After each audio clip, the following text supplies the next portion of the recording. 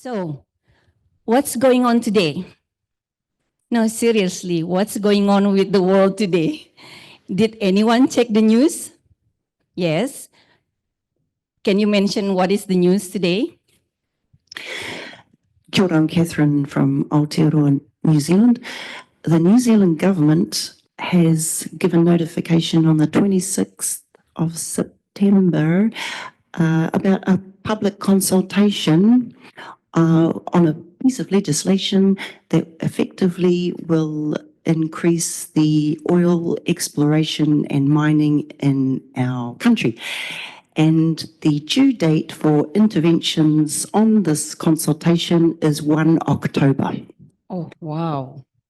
Wow. So public consultation is very much resonance from the UNGPs, right? One of suggestion in conducting SRDD2.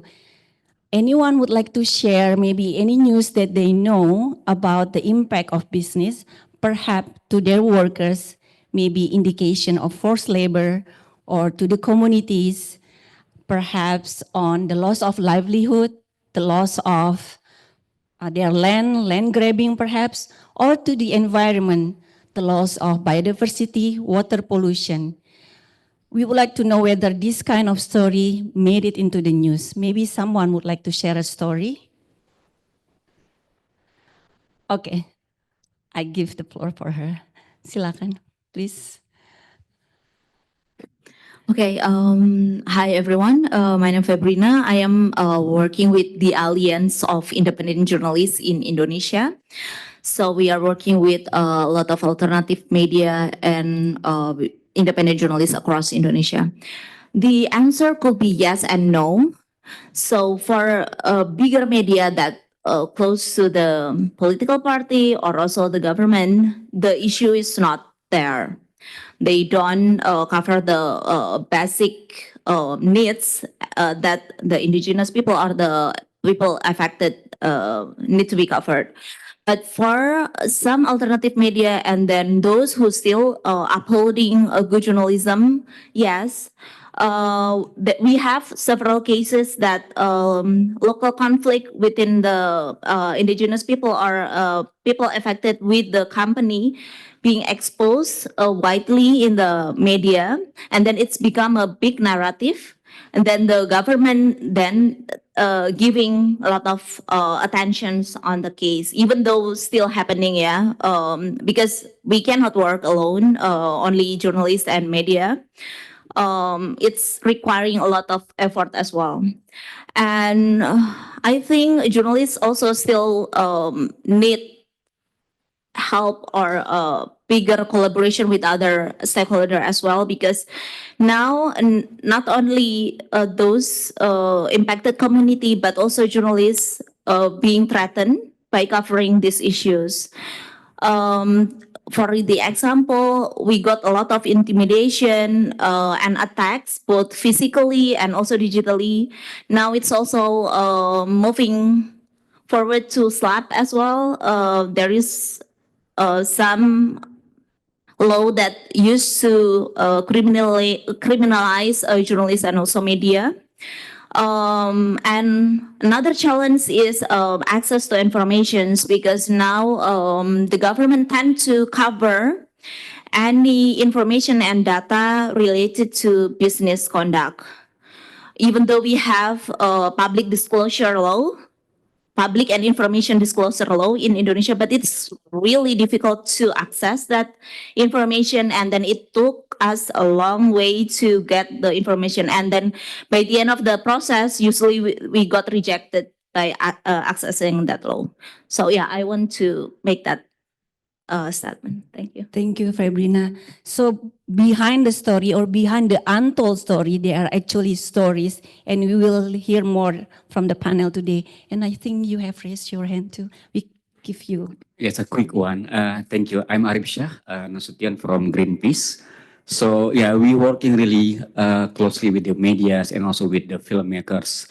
And really want to also share the solidarity that's things despite of the less and less conversation on the seafood or maybe on the oceans part during this session. I think that's really important for us to bring the solidarity, because I think the remedy is also for all. And in the first day in the plenary, in the openings plenary, we heard also the cost of remedy, right?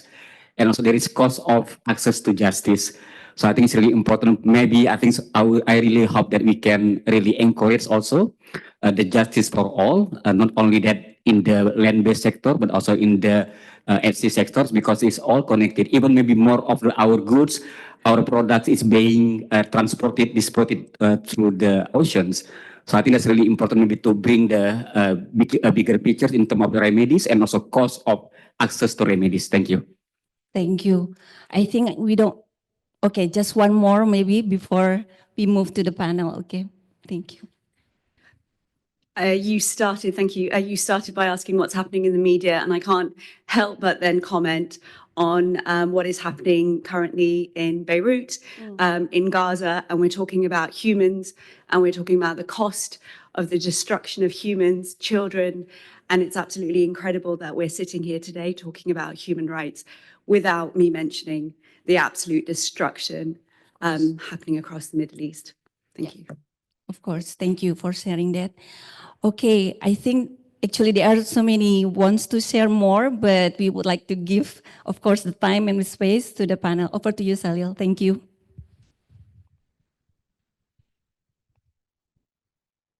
Thank you. Good morning, everyone. It's a fascinating topic that we have today about media as a catalyst, as an observer, as a participant in this conversation. I have a few opening remarks, but before I go into it, let me introduce my distinguished panel. To my left is Francesca Regalado. She is from the Philippines, and she's a correspondent with Nikkei Asia here in Bangkok and writes on many issues, almost all issues. To my right is Sarini Achavanuntakul,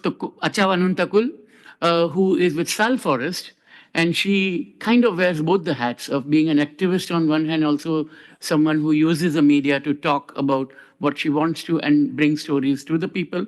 And to my extreme right is, and not politically, I mean, just in terms of directions that we are talking about, is Abhijit Gurjar, who is based in Maharashtra in India, and he basically covers world through his eyes and through his lens and through his vision. He's a photojournalist, visual artist, and has covered some very interesting stories.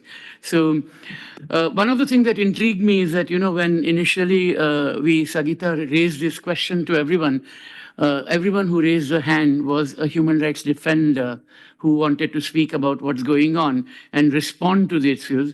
And we didn't hear from journalists.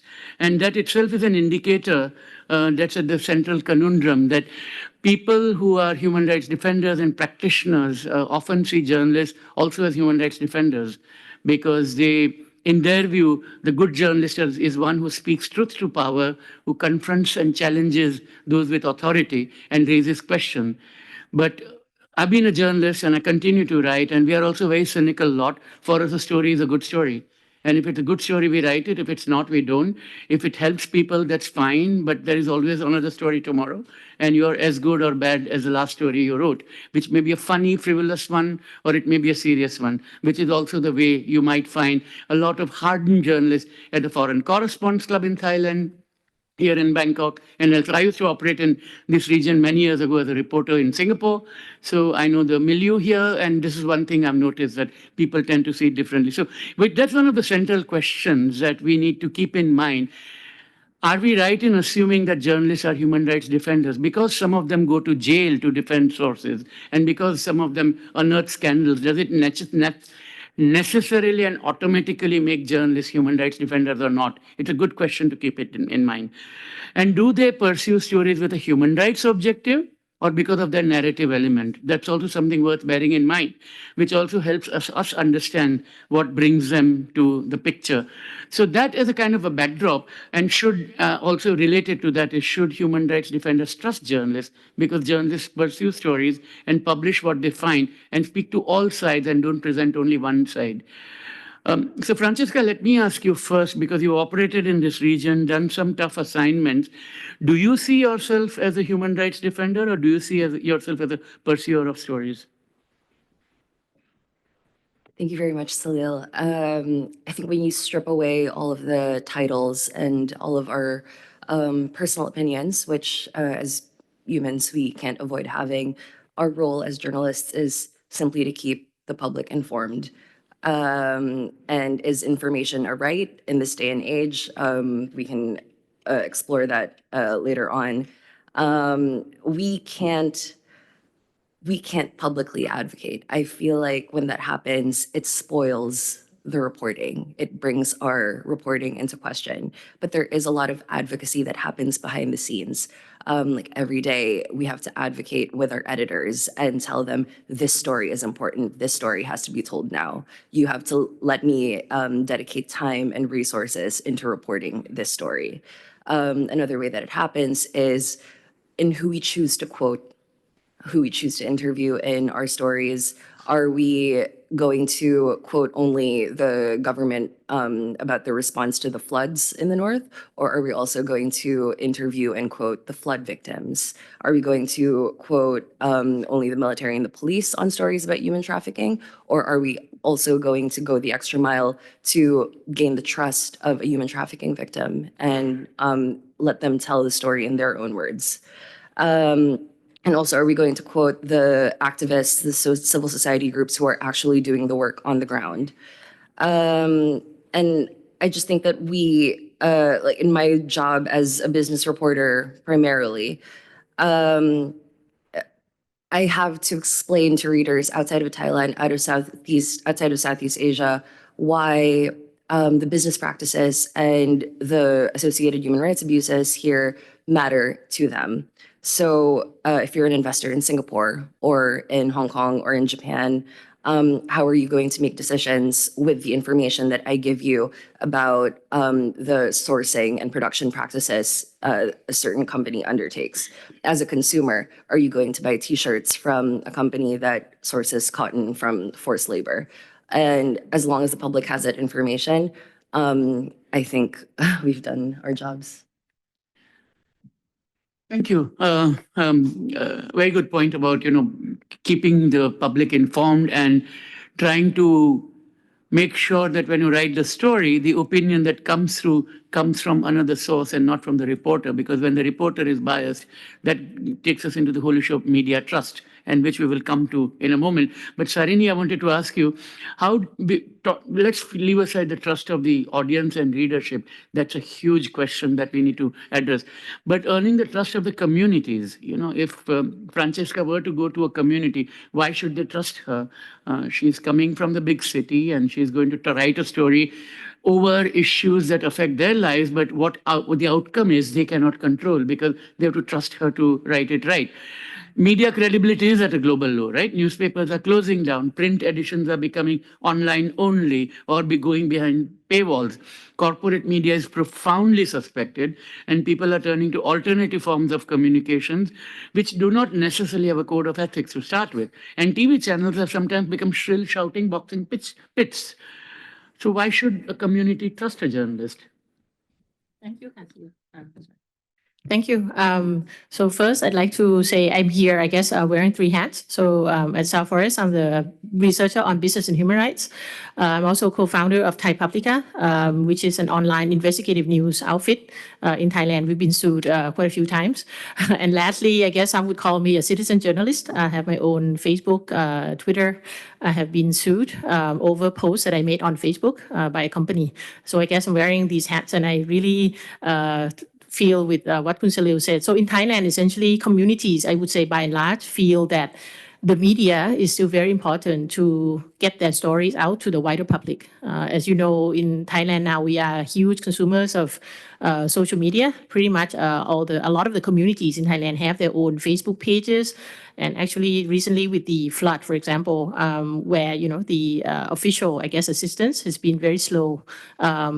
Basically, citizens rely on community Facebook pages, line groups, and so on to help them assess the situation and better prepare, and also to organize volunteers. So I think, but even though communities have their own channels in the social media world, it's still important, I think, to them to get their stories out to the wider public through what they call mass media, I guess, a reputable media, because the communities cannot be sure who's going to be following, right, their social media channels, because it could be just the neighboring communities, could be very limited audience. And I think that at the same time, the communities, I mean, many people I speak to, they know that kind of making their voice heard, although it's important, but it's also their own voice. So they feel that it may not, be like as credible, maybe coming directly from them as if they were being kind of passed along through more reputable or bigger, at least, media channels. So I would say, even though in Thailand, I think we're also suffering from this lower trust in the media, but at the same time, I would say communities still find value in getting their stories across through the lens or the eyes of a journalist, professional journalist. So partly to give I guess, more credibility to their voice, but also to get their stories out to the wider public. And we think that, and I'm sure we'll discuss more about how business and human rights stories are important in that respect. Thank you. Abhijit, I wanted to turn to you because you really work at the grassroots in the hinterland, and you often document the lives of people who are not celebrities, not well known, who are not newsmakers, to use that phrase. How do you earn the trust to get their consent? Because you're going to take their photographs, you're going to make the story visually attractive, and they have no control over it, because once you take the picture, what use it will be made to, how it will appear, is beyond their control. Do you think your interviewees have the right to see the image before it is going to appear, or how they are portrayed? Do you, at a very practical level, do you show them what you photographed by, on your phone or photo or your lens, what you pictured, or do you not do that? Do you let them say that, take this picture out? Do you let them have that right? Because the print journalist would not do that. If I were to interview someone, it's very, very rare that I would show the copy to the person being interviewed. How does that ethic work, and how do you deal with it? Thank you so much, Salil, and all fellows present here. Myself, Abhijit, I am from India and I am a visual journalist. As Salil said, I deal with lenses and sometimes deal with the words. So please bear my English. And directly jumping to Your English is fine. Directly jumping toward the point which Salil raised.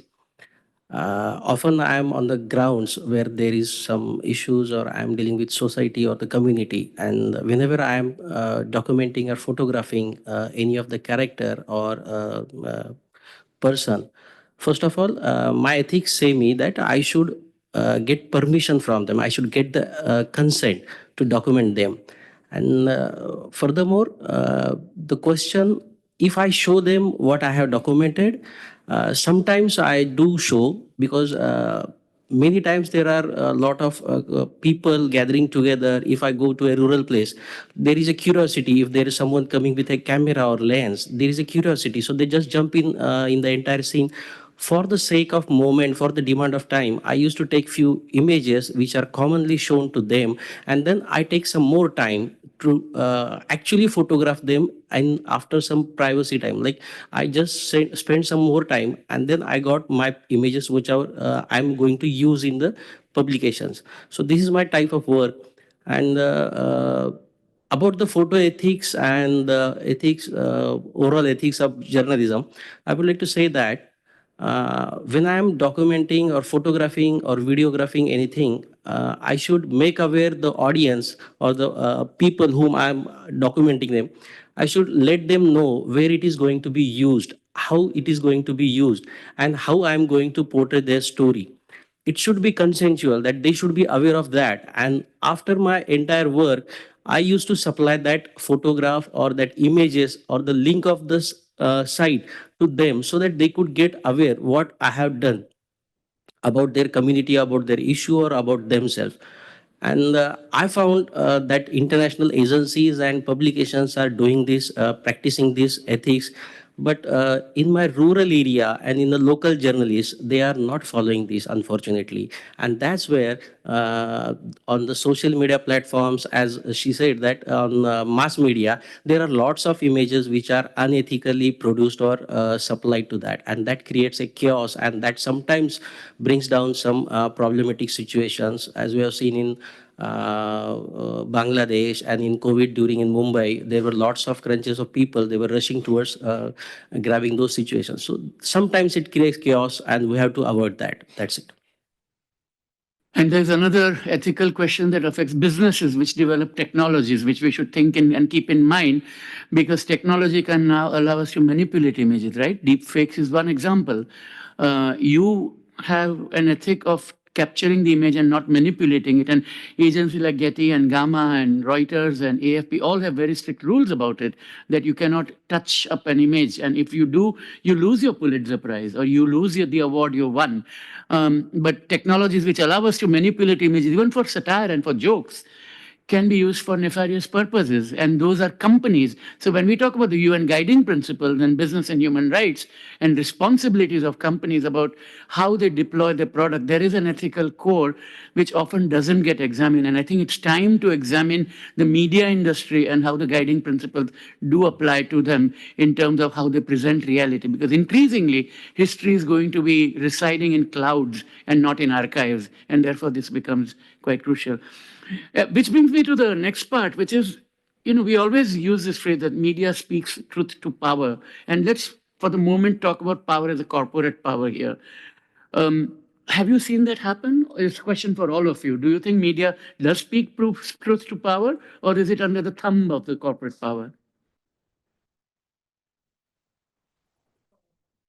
Thank you. I guess so. This is where I guess vent about the sorry state of the media in Thailand. I'm not sure how similar experiences to the other countries, but so in Thailand right now, partly because of the media has been under increasing financial pressures. I guess there are a lot of different factors, right, including the rise of social media and so on, so that it becomes more, I would say, difficult in general to rely on the traditional, I would say, income from like subscribers and so on. And so that makes the media susceptible to so-called below the line, I guess, assignments from big companies. So big companies are big corporate sponsors. They also sponsor many events hosted by the media. So that I think pressure alone accounts for a lot of the very pro-business stories we see more prominently in the Thai media. And I think that at the same time, the line between, I guess the boundaries of ethical media ethics is kind of maybe blurry or broken down. We did a research last year actually on the application of so-called best practice corporate policies on media transparency and so on. And we found that many companies, even though they have this code of conduct that says they will spell out like very clearly when they buy the media or they send the PR piece or as you call advertorials, for example, in reality, very few do, at least in Thailand. And so what you see is a lot more advertorial content that's really just PR from the big companies. And there's, I guess, an ongoing discussion in Thailand. On the one hand, some journalists say, well, the consumers can distinguish, whether it's advertorial or not. So we should not worry about that. We don't need to label them, And then on the other hand, some people are like, well, how do you know that that consumers can distinguish or not? And of course, since the media space is limited, then the more this sort of PR stuff is produced, then that means less room, right, for the counterbalance or the counterpoints or any perspective that's not pro-business, I would say. So I think that that's kind of the situation we have in Thailand right now. And so there's less room for people who speak truth to power in that sense. When you speak truth to power, first the bosses, the media outfit may not allocate you that space. And when you get the space to do, then there's a risk of SLAPP, lawsuits and so on. And so that, yeah, which I think is a really big issue. You would love to see that. Thank you. I I've been in Thailand for 2.5 years, and there are these companies that have annual press conferences, which means the CEO is available to answer questions from the media only once a year. And often those questions are pre-selected. After 2.5 years here, I've just decided that is not the best use of my time. It's probably not the best use of a journalist's time, because what is the company doing? They're checking off a corporate social responsibility checklist to say that they're open to the media. Maybe our time is better used exploring the company's practices outside of the boardroom. Another thing I wanted to raise is I get more nervous interviewing when I'm about to interview a refugee, a trafficking victim, someone who's vulnerable, with whom I need to take special care with questions and the information that they give me. More nervous with that than interviewing like prime ministers or CEOs, because I think when you get to a position of power like that, you open yourself to questioning. And more leaders need to understand that questions are not attacks. Critical reporting is not an attack. And after those interviews, they have no control over what I write afterwards. And I think like big picture, we wonder, oh, if our outlet goes after this company, are they ever going to talk to us again? Are we going to lose access to them? Are they not going to sponsor our events? But I think at the moment when I'm actually writing these stories, those concerns aren't present because you're just a channel for information. It's difficult to do in Thailand, but we try. No, there are these two old sayings or adages in a newsroom that many journalists know. One is that news is what someone somewhere is suppressing and the rest is advertising. And the other thing worth keeping in mind is also a very cynical take from a proprietor that news is the stuff we have between ads. And those are worth keeping in mind. And there's an elephant in the room which we haven't addressed and which is important, again, from the point of view of guiding principles and business relationships here, is ownership of media. Because to be in awe of a big advertiser is one thing, but if you are publishing a newspaper and it's owned by a large conglomerate, and that conglomerate has interest in 35 industries, critical industries in your country, then it becomes very hard to challenge that company. It's a brave journalist and brave editor who does that. And this is common in South and Southeast Asia, so it's something worth keeping in mind as we go forward. But turning from that to something slightly positive, Abhijit, you have written stories which have had positive outcomes from human rights perspective, which has offered some hope for justice, some sense of closure, which is positive, some idea of a remedy, some relief, some restitution. Can you tell us about some of those stories? Yeah. Thank you, Salil. I'm working with a community which is based out of central Maharashtra, and those are sugarcane cutting laborers. More than 1 million people every year migrate for more than 6 months, and they are displaced for approximately 500 kilometers away from their native place. So they are living in a difficult situations, unhygienic places. They are kept away from regular medical facilities. So it's a challenging one. And that too working for a sugarcane factory, and that sugar factory is supplying those sugar to some multinational corporate companies like Coca-Cola, PepsiCo, Britannia, and some other like that. So there was some investigative reports published in New York Times this March, and then another one published in August. And I'm following that story, and I'm part of that community because I belong to that place. And some drastic changes have been happened because there were some unethical practices like organ removal. Hysterectomies were being performed. It was unhuman thing. And media raised voices against that in 2019, and a probe was designed to investigate that thing. After that situation, some relief were there. Now there are some regulations not to carry out hysterectomies in private hospitals, but they are regularly carried out on advice of civil surgeon in government hospitals.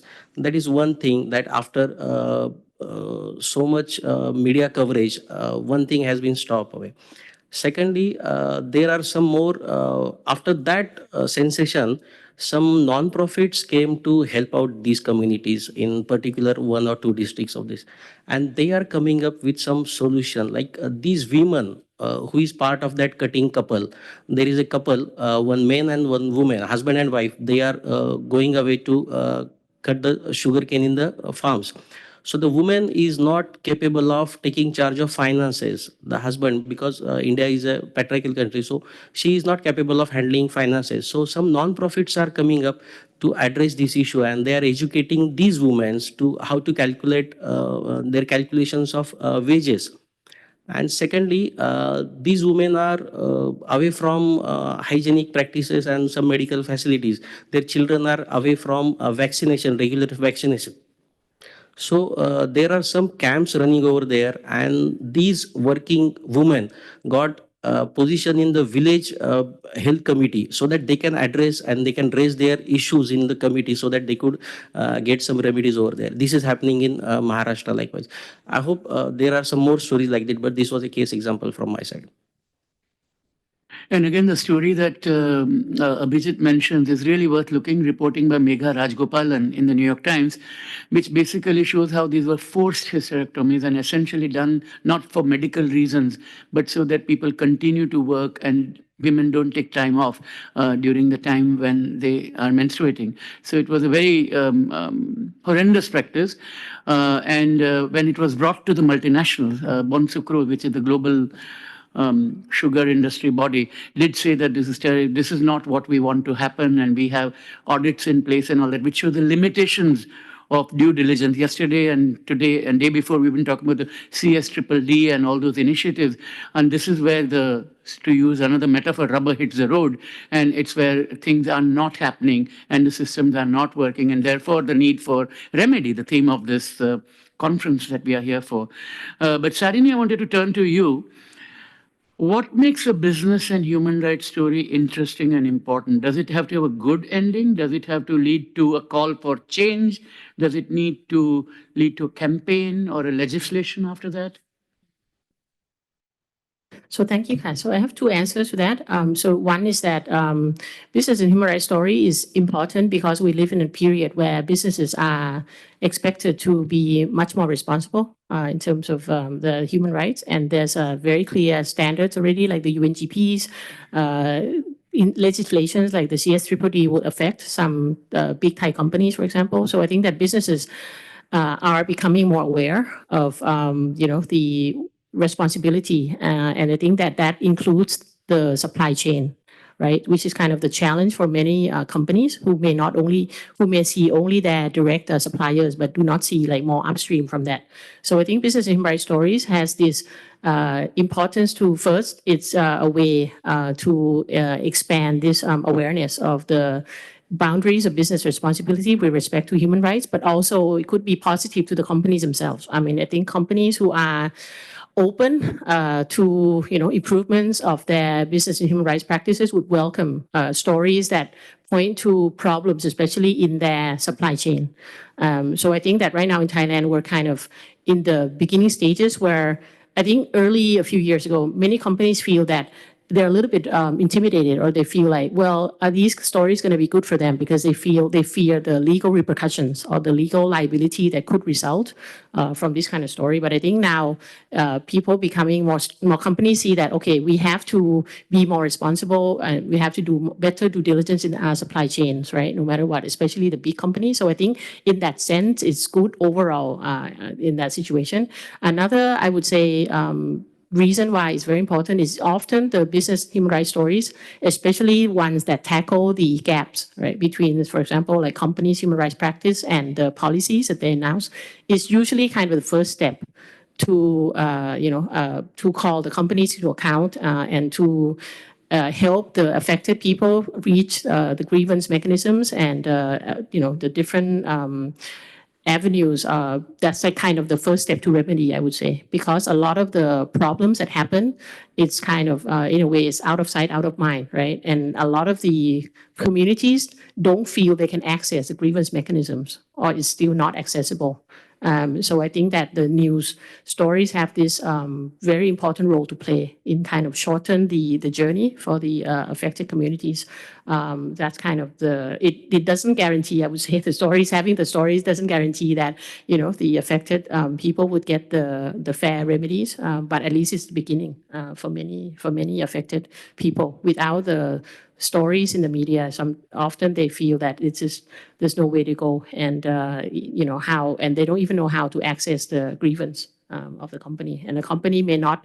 And another thing is, since many of the worst problems happen at the upstream, right, in the supply chain, far from the companies themselves, I think companies also have difficulty sort of assessing, which stories are like related to them or not. So having the story in more reputable news media is kind of one avenue for the company to pay serious attention, I would say. Yeah, thank you. That's a great point, because I remember when many years ago, a large British oil company had a problem in Colombia. The executives started taking it seriously when their own staff started saying that, why are we on Channel 4 and in The Observer, and talked about as though we are the villains of the piece. So when it was being talked about in the Colombian media, it was not a big issue until it started reaching them home. So thank you for making that point. Francisca, I have a question for you. You did say that you see your role as reporting and providing information, but it might change minds of the readers. So the question I have is, can the media change minds? Is that what you seek to do in your stories? Is that at all your intention? And if it is a changing of the mind you're after, is it of the executive, of the government, of the consumer, or the readership at large? Or is it a combination? Yeah. Combination. We're profitable news business reaches everyone, right? So if we have the consumers, the voters, government, business leaders reading us and getting that information, then all the better. But changing minds. I have written I've written a lot of stories about particular government policies that are complicated. Maybe they're designed to be complicated so that it's difficult for voters to question them. And when you lay out like, oh, this is actually technically difficult, this is not actually going to lead to the kinds of changes to the economy that the government is promising, then it can change minds. Unfortunately, we don't have a way to measure that until the next election. If it's not a changing of minds, at the very least, it's a changing of policy or a changing of direction, which is not always immediate. We had a story recently that led to a parliamentary investigation, and it hasn't the investigation hasn't wrapped yet, but at the very least it started the conversation going, and it was in the local headlines, and there are people who can change policy who are paying attention to it. So for now, that is enough, and then it's incumbent on us to keep following up on it to make sure that something actually comes out of it. Sarin, you alluded to it, so I'm going to come to you on that, because one of the threats that both journalists and human rights defenders face is what is called SLAPP, or the Strategic Legal Action to Prevent Public Participation. It is a real threat, the shared threat. So two aspects to it. How does it affect you, first of all, at a personal level? And secondly, is it possible to think of an alliance or a concerted campaign bringing together two like-minded entities where there's a Venn diagram and some commonalities, but not all of them are similar? Yeah. Thank you, Aslu. So I don't want to talk so much about myself. So my particular case, we reached a settlement out of court in a way that I don't think impedes my freedom to criticize that company in the future. So I think that's good. But I cannot say the same for many of the Thai journalists who faced multiple lawsuits. And I think that is a real impediment to bringing remedy or even just to get the stories out from the angle of the affected communities, because it's become a very sad norm in Thailand, where when you report some stories that are critical of the companies, you are sued by, I mean, the company, usually the affected person is sued. In Thailand, we have a few very famous cases because the companies in question sued a lot of people, including the journalists who bring the stories to light, sued the also the news outfit. In one particular case, I think Thai media was sued just by tweeting, basically just retweeting, the another report. So just retweeting it could, get you in court. And although in a lot of these cases, of course, the court eventually dismissed, it take a lot of time, right, and effort. And I think that that is a real impediment to journalists as well as the affected people. So I would say that one way forward would be just so speak as someone who's also been sued, but also talking to companies. I think that many companies who have announced human rights policies still really don't understand, I would argue, the nature of SLAPP. They feel like, well, we have the right, to defend ourselves when somebody says something that we feel has some element of untruth. Okay, so I think that there needs to be a lot more awareness maybe being raised, and people who work on BHR should maybe think about how to get companies to announce like anti-SLAPP policies, I mean, more specifically, because I think that oftentimes also companies don't label anyone as human rights defenders. Like people who criticize them, they don't feel that's human rights defenders. They feel like human rights defenders are just, human rights experts who produce reports and things. So I think there are a lot of maybe gaps in understanding. And I think that for BHR community, bringing the kinds of more direct and clear anti-SLAPP policy as an instrument for the companies who are going on the journey under UNGPs would be a way forward to protect journalists better from SLAPP report, or at least give them more incentives to produce necessary stories. I think that maybe needs to be better efforts in countering SLAPP lawsuits, for example. Like in Thailand, I noticed a few journalists are they are lucky if their outfits help them with the court case, provide them with legal advice and so on. But many journalists are left to fend on their own, so to speak. And so there could be maybe potentially more concerted like legal defense funds of some kind to help more directly with SLAPP lawsuit, and also to educate the companies and judges also on what constitutes SLAPPs and whatnot. I think that all of this is to better empower and incentivize journalists to continue doing the work that needs to be done. Thank you. As a foreign correspondent, foreign correspondents in general have a privileged position compared to local reporters. And I think when foreign correspondents pursue stories, then it opens a door for local journalists to, run those stories too and start asking those questions. And while we're not as open to persecution as local journalists are, I think there is also something measurable concerning foreign journalists that can be used to see how open a government is to public information and participation, and that's media visas.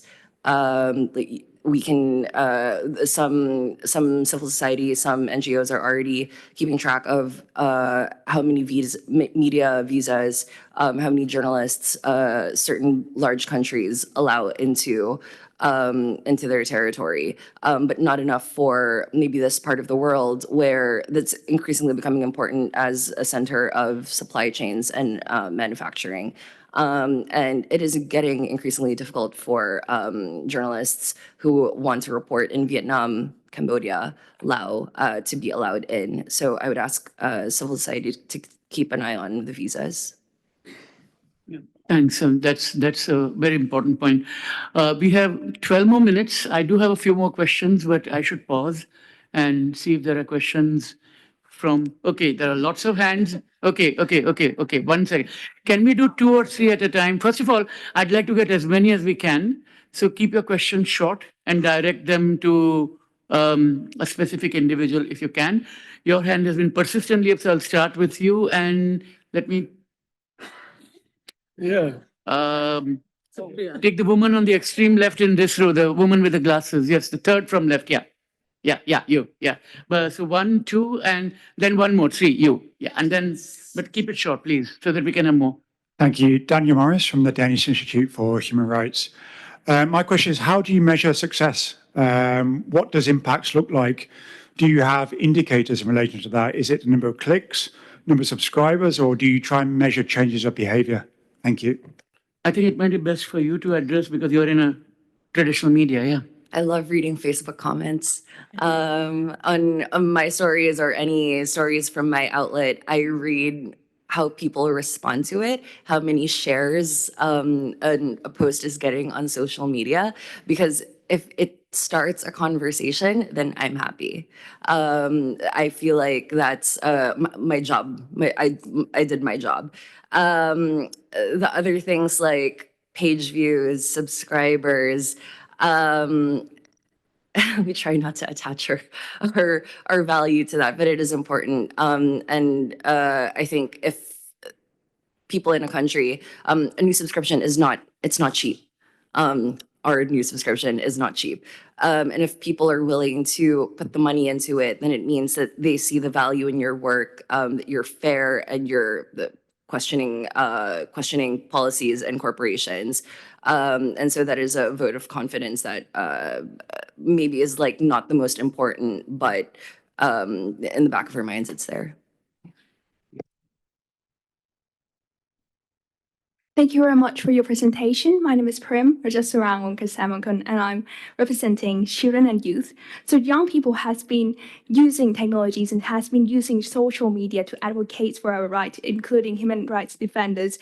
And in terms of artificial intelligence, when we use these platforms, we need more freedom of expression and freedom of speeches, where these social medias in the large era can make young people go through rabbit holes and then have polarizations in opinions. How do you think that we can create a more social media that promote peace and security, promote people to be like together in solidarity, and preventing fake news like disinformation, misinformation that can affect children and youth rights, as well as like businesses from their greenwashing strategies that can really show that and represent child rights and youth rights? Thank you. Thank you. Yeah, I don't think I can answer your question. It sounds very complicated to answer in a few minutes. But I would just say that we now see interesting shift, I guess, of the platform, the social media companies themselves. We move from the era where they claim to be just a third party, disinterested like platforms, right, to some owning up to some responsibility over the content. And I think that there needs to be more discussions and debates over how their algorithms work, because as I understand, a lot of these polarizations, it's kind of the direct consequence of the algorithms that get people to view the most salacious content. So I think that is that's a discussion about, I would say, overall the responsibilities of the media platforms, platform companies, and how they themselves should adhere to the UNGP, so what that means for them. So that's kind of my short answer. Yeah, the platforms are trying to take on that responsibility seriously. Is it necessary? Yes. Is it sufficient? No.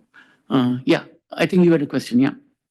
Thank you. Thank you for the thing. I just wanted to ask you, like, when it comes to restrictions from the government entities, especially making sure that we do not highlight certain of the situations and human rights related concerns that I have seen on the ground, that a lot of issues have been suppressed, somewhere the stories have been manipulated, and somewhere the real stories doesn't come up because of the government restrictions and because of a lot of restriction and kind of pressure on the media. So what do you think is a remedy to make sure that the real story comes out of it and somehow it is portrayed either through social media, either through any sort of medium or any sort of media? That's kind of remediation I really need to hear about. Thank you.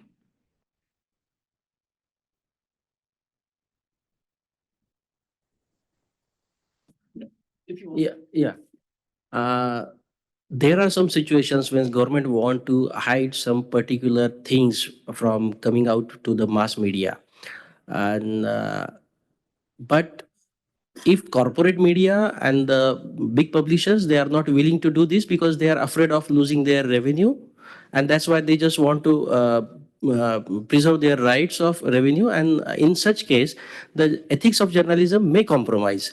But at the same time, local journalists or local media, those are running with social medias, they can come up with some daring, and they can show some strong legs. And with that kind of stories, some solution-like situation can come out. Like they can show what they wanted to show, highlight the real issues behind the scenes.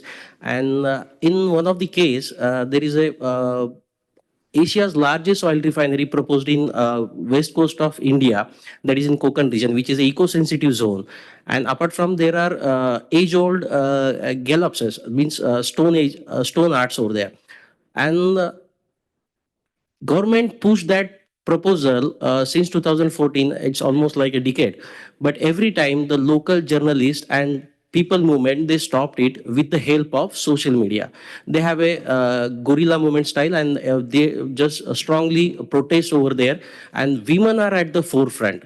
So that is a very classic example how local media is promoting, and local media can can expose the government strategies, what they are trying to do. That's what. But just wanted to add on this, but what if the social media or the local media is also kind of restricted to share the knowledge? What do you say would be the remediation for this? Sometimes, yes, there are a lot of, we often are seeing there are blackouts, internet shutdowns. In some situations, we have to bear with the situation.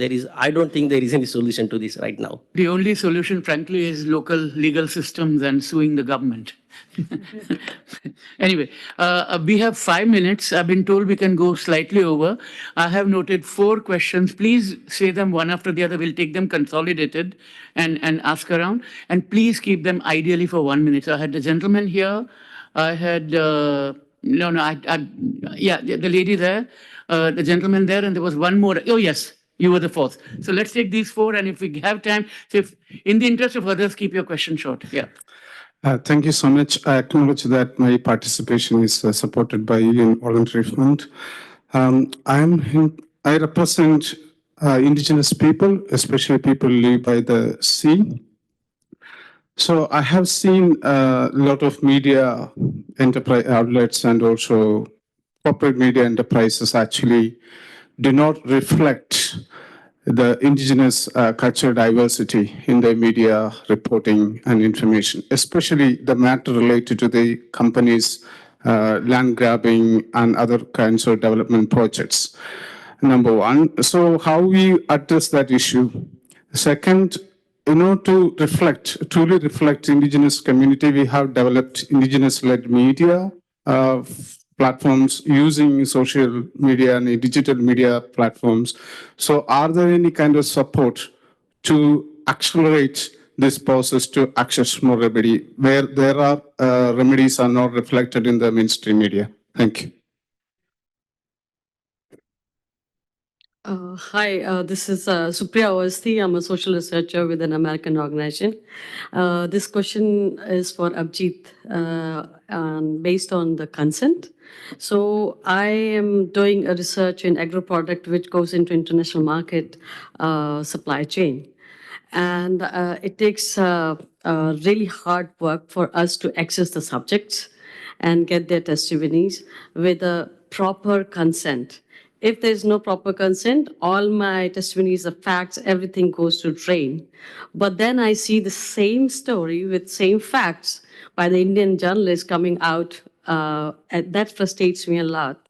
So what consent language do you use or ethically that should be covering all the points a subject should know or give consent based on? Yeah, please. Yeah. Thank you. I'm from Pakistan in partnership with Forum Asia here. Yes, journalists are human rights defenders. In one of my country, province Sindh, we have 15 awards from the Human Rights Commission and Human Rights Department in the name of former Benazir Bhutto Shahid Award on human rights. Second question is that Sometimes media conglomerates, as moderator mentioned, that they own the media houses and their regulations and their advertisements are depending on the government and the narrative of the government. What we have been seeing from Sri Lanka to the Israel or the other countries, they line with the narrative of the government. And secondly, even the multinational corporations in the name of the CSR, like see the breastfeeding multinational corporations and how much they finance and how much they set the agenda. Yeah, question, yeah. Yeah, the question to you is that as a professional, how do these international UN guiding principles address the competitive commissions to regulate these media conglomerate not to be registered one more newspaper or one channel of electronic, then they are having a big channels to control the things. It's a monopoly power, yeah. And there was one question here, yes. Thank you for your insights. My name is Udit. I come from a non-profit called Good Business Lab in India. So there was a lot of talk about communities, and my question is on the idea of that. Once a journalist can gain the trust of a community, it's a huge asset for them to actually get the good stories out. But communities also provide a platform for bad actors in the society to sort of manipulate them negatively. So my question is that a journalist on the good side of a spectrum or a media house on a good side of a spectrum, what steps can they effectively take to combat once a bad actor has sort of begun the process of have already negatively manipulated a community and have started sort of using them to plant stories and stuff like that? Okay, so there's a lot. Start with the first is about the indigenous people by the sea, and they are not getting their voices heard. And how can a process be created to support the communities? The second question was directed to you, Abhijit, about what is the language of consent that you use. The third is a question about the conglomerates and their ownership power. And it's a question way above the pay grade of all four of us to respond to that. But it's a very good one. And it basically has the solution probably lies in anti-monopoly legislation in each country about cross-media ownership. And there are sophisticated laws about that in a lot of democracies. And I think other countries have to follow that. That's my short answer to that. And the final one is, of course, about what about manipulation of the community? So pick the one you want. Yeah. If I could start with the first question, thank you very much for raising the plight of the Indigenous Sea peoples, taking that as feedback for our own organization. Clicking on stories and subscribing through those stories is a signal to editors and reporters that that is what you want to be reading. That is the content, the stories that are valuable to paying subscribers. My colleagues in Australia, now that we have a fully staffed bureau there, have been writing about the Indigenous communities there affected by the mining of rare minerals. And those get read a lot because rare minerals are critical now to supply chains. When you click subscribe, when you hit a paywall, right? When you hit a paywall on a story, there's an option to subscribe. And when you hit subscribe on that page, it totals up the number of subscribers that story attracted. And so the more that you click into a story like that or subscribe on a story like that, then it signals my editors, the people who I'm advocating with every day to get stories that I think are important out there. It signals to them that this is what our readers want to see. So kind of teaching you how to game the system here. But then also I'd like to speak to you afterwards. Do you want to take the one on manipulation? Yeah, sure. Yeah, sure. I think that's a very interesting point. I think that the